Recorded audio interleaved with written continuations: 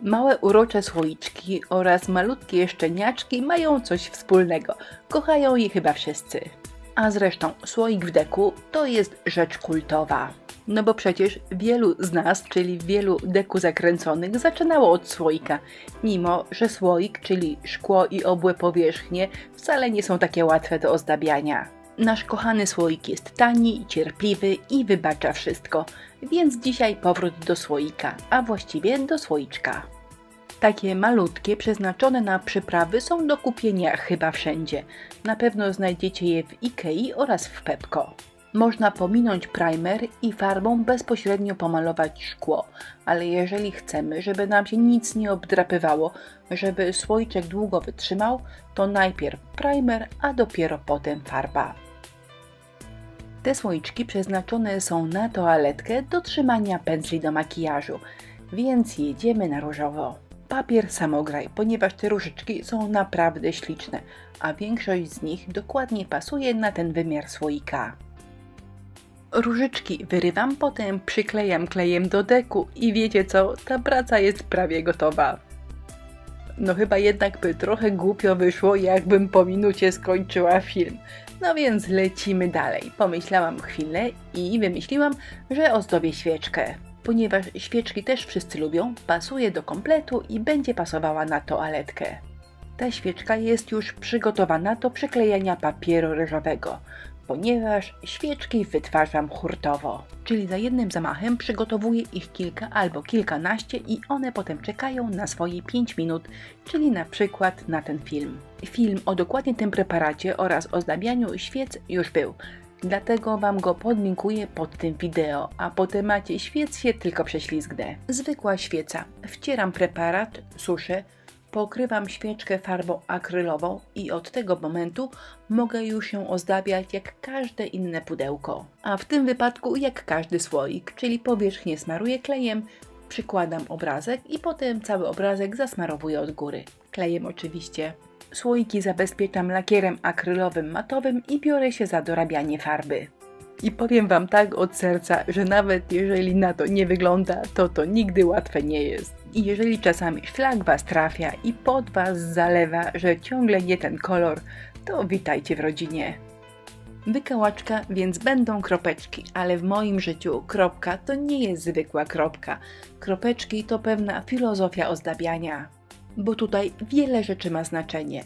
Jaka duża jest kropeczka, jak jest gęsto rozmieszczona albo w jakim jest kolorze. Maleńkie słoiki, więc tutaj maleńkie kropeczki sprawdzają się najlepiej. Ale żeby wszystkie nie wyglądały identycznie, więc lecimy z pędzelkiem gąbkowym. Średnica tego pędzelka to 8 mm. Na białych słoikach robiłam kropeczki końcówką wykałaczki, tą cieniutką końcówką, ale sam czubek delikatnie przycięłam. Natomiast na zielonych kółkach kropeczki robię tępym końcem wykałaczki, wtedy one są po prostu większe. I właściwie na tym etapie można powiedzieć, że słoiczki są gotowe, ale ja bardzo lubię efekt emali i za chwilę go zastosuję. Potrzebna będzie czarna farba akrylowa, dobrze żeby była tak porządnie napigmentowana, pędzel szczecinowy i ewentualnie trochę wody do rozrzedzenia farby. Przy tego typu postarzaniu główne pytanie brzmi, gdzie pomalować czarną farbą, żeby to postarzenie wyglądało naturalnie.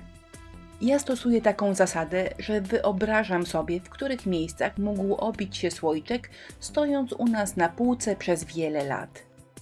Oczywiście kolor mógł obskrobać się na gwincie, a oprócz tego postarzam wszystkie boki, brzegi i wypukłości.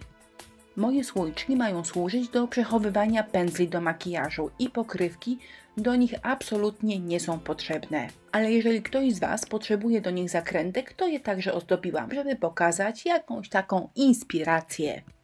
Z pokrywkami wyglądają tak, ale za chwilę pokrywki wywalę, bo nie są mi potrzebne. Jeszcze jedna ważna rzecz. Jeżeli robicie słoiki z pokrywkami, to miejsca, gdzie jest gwint, zostawcie niepomalowane. Słoiki prawie gotowe, niech czekają, a ja wracam do ozdabiania świeczki. Tylko ją pochlapałam, troszkę jasnym, a troszkę ciemnym zielonym.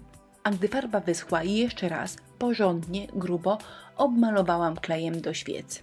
Po co zrobiłam to jeszcze raz?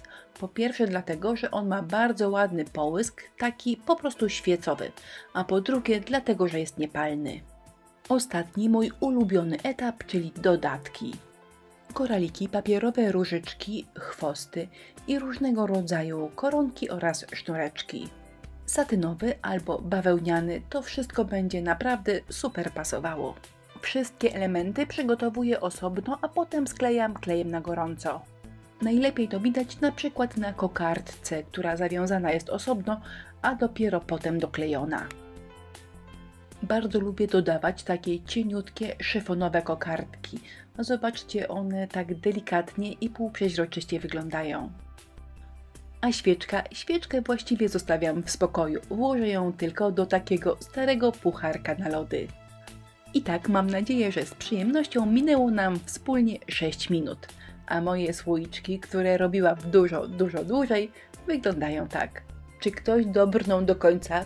Czy w tym naszym doborowym towarzystwie znajduje się wielu miłośników słoików? Bo w moim deku słoik to niekwestionowany król wszystkiego. Słoik po prostu wymiata. Jeżeli także macie takie prosłoikowe nastawienie do życia, to koniecznie w komentarzu napiszcie, że słoiki wymiatają.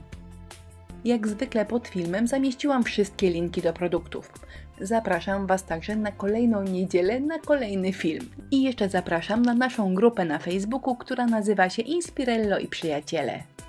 Do zobaczenia, miłego słoikowania!